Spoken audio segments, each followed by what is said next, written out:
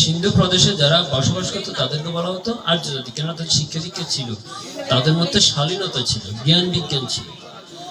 আর যারা আরব প্রদেশে বাস করতো তাদেরকে বলা হতো অনার্য। আর্য শব্দের অর্থ হলো সভ্য, অনার্য শব্দের অর্থ হলো অসভ্য। এই অসভ্য জাতির পোশাকটা হচ্ছে লুঙ্গি, সভ্য জাতির পোশাক লুঙ্গি। এখন আমরা যারা সনাতন ধর্মের অবলম্বী সভ্য জাতি আছে, আমরা অসভ্য জাতির পোশাকটা নিয়ে পরে বসে আছি। কে বলবে কাকে? আমরা নিজের সভ্য জাতির ধুতি পরতে আমাদের কাছে লজ্জা লাগে, অসভ্য জাতির পোশাক পরে আমরা নিজেকে প্রকাশ করছি। এই কথা কে কাকে কে বলবে আমাদেরকে? আমরা যে দিন দিন নিজের সংস্কৃতি হারিয়ে আমরা অপসংস্কৃতি গ্রহণ করছি, এর চেয়ে বড় দুঃখ আর কোনো কিছুই নেই। আমরা এখনো লুঙ্গিটাকে পরিত্যাগ করতে পারিনি। আপনি প্যান্ট পরুন, তারপরও লুঙ্গি থেকে অনেক ভালো আছে, কেননা তাহাতে একটা বন্ধনী আছে, তাহাতে একটি বন্ধনী আছে, কিন্তু লুঙ্গিতে কোনো বন্ধনী নেই, কোনো কচ্ছ নেই। তাই এটা একেবারেই বিশ্রী একটা পোশাক। তাই আমরা হিন্দুরা এখনো লুঙ্গি পরিত্যাগ করতে পারিনি। এককালে এই আর্য জাতির মধ্যে বাংলাদেশে সকল প্রকার জাতি ধুতি পরিধান করতে, আপনারা জানেন যারা বয়োজ্যেষ্ঠ আছেন, আমরা হয়তো দেখিনি, আপনারা দেখেছেন। এই দেশে হিন্দু, মুসলিম, বৌদ্ধ, খ্রিস্টান সকলেই ধুতি পরিধান করত। তাহলে লুঙ্গিটা আসলো কোথা থেকে? এই লুঙ্গিটা আসলো কোথা থেকে? এই লুঙ্গিটা আসলো যেদিন ভারতীয় উপমহাদেশে আরবীয়দের আগমন হয়েছিল, সেদিন আমাদের এই বাংলাদেশ মানে আর্যরা তাদের সংস্কৃতি ক্রমান্বয়ে গ্রহণ করেছিল। যখন ব্রিটিশরা ভারতীয় উপমহাদেশে আগমন করেছিল, তারা আমাদের সনাতন ধর্মের সবচেয়ে বড় ক্ষতি করেছিল। তারা কি করেছিল? তারা তাদের ইংরেজি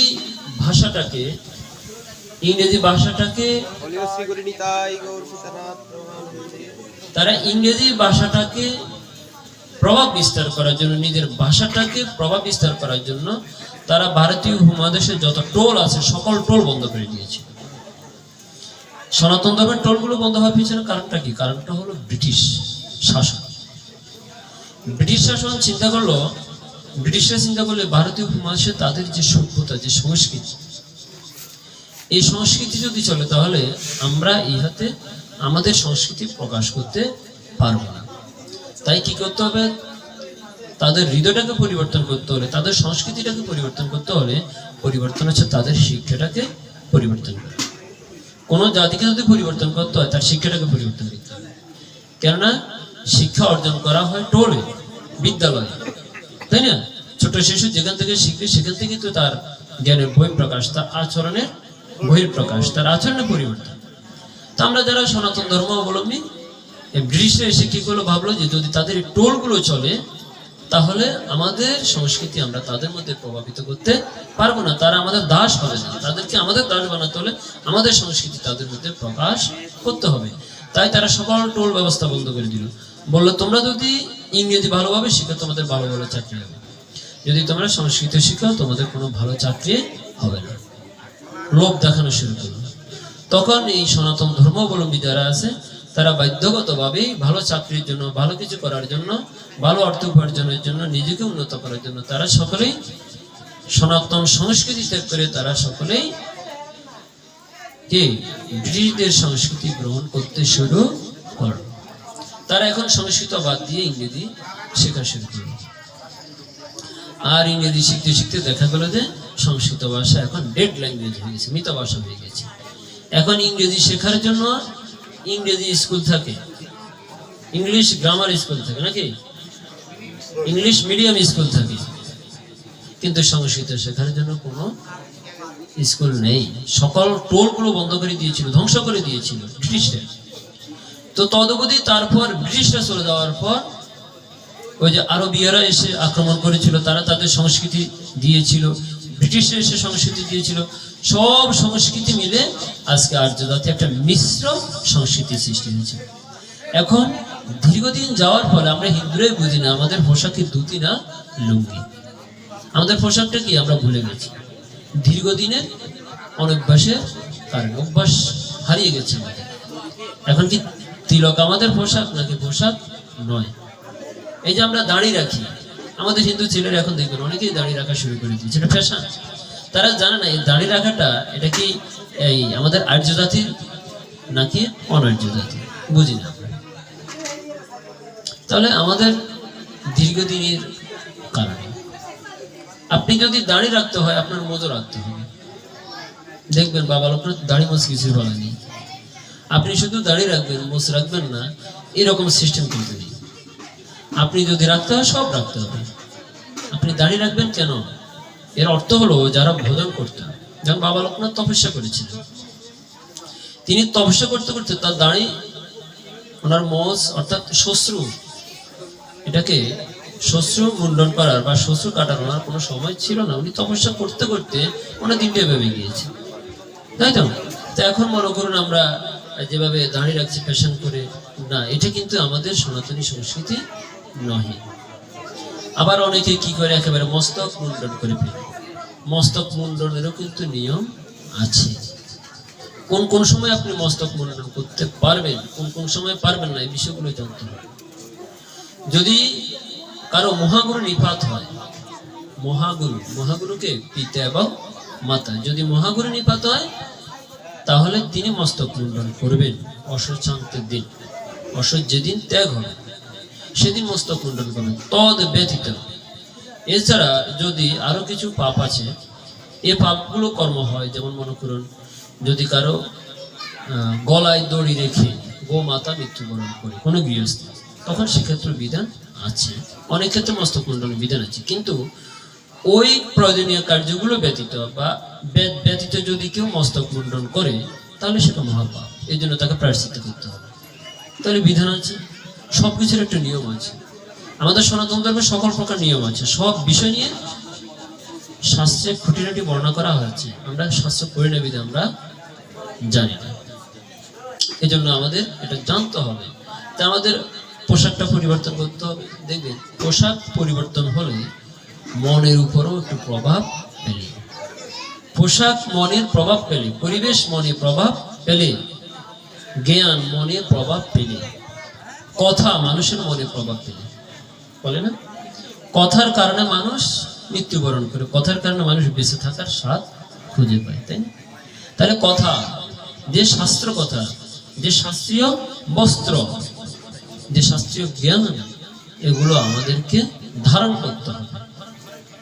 এইটা যদি আমরা ধারণ না করি তাহলে আমাদের দিন দিন অধোগতি হবে। আমাদের ছেলেমেয়েরা জন্মের পর নিজ ধর্মের ধ্বনি শুনে না, অন্য ধর্মের ধ্বনি শুনে।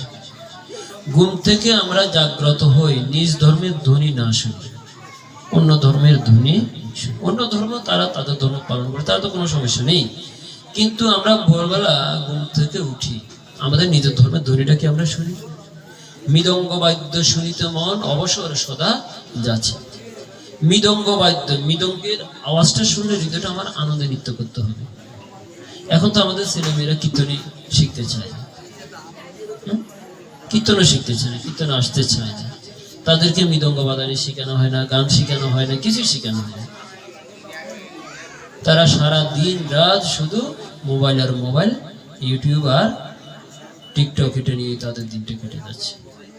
ছেলে মেয়েদেরকে কোনো ধর্মীয় শিক্ষা দেওয়া হচ্ছে না। আমাদের যে প্রতি মন্দিরে মন্দিরে যে গণশিক্ষাগুলো, ধর্মশিক্ষাগুলো, গীতা শিক্ষার স্কুলগুলোতে ছেলে মেয়েদেরকে পাঠানো হয় না। ছেলেমেয়েরা শিখবে কোথা থেকে? এগুলোতে পাঠাতে হবে, এগুলোই তো প্রাথমিক বিষয়। ছেলে মেয়েদেরকে ঘরে শিক্ষা দিতে হবে, না দিলে শিখবে কোথা থেকে? এটাই তো প্রাথমিক বিষয় নাকি? এগুলো দিতে হবে। আর একটি বিষয় হলো আমাদের সমাজে সবচেয়ে বড় মহামারী আকার ধারণ করেছে যে আমাদের শ্রাদ্ধ বা অন্যান্য বিষয়গুলো। যে শ্রাদ্ধ, যদি কোনো ব্যক্তি মারা যায়, আমি অবাক হয়ে যাই, কোনো একজন মানুষ যদি মারা যায় তার বাড়িতে কেউ যেতে চায় না, তার অসুখ, আমরা কেউ যেতে চাই না তার বাড়িতে। অসুখ চলাকালীন তার বাড়িতে যাওয়া যাবে না, একজন মানুষ মারা গেলে তাকে স্পর্শ করা যাবে না, ছোঁয়া যাবে না, এই যে একটা ছোঁয়াছুঁয়ি ভাব, এটা খুবই একটা জঘন্যতম একটা বিষয়। আমরা হিন্দুরা একেবারেই খুব খারাপ হয়ে গিয়েছি জানেন।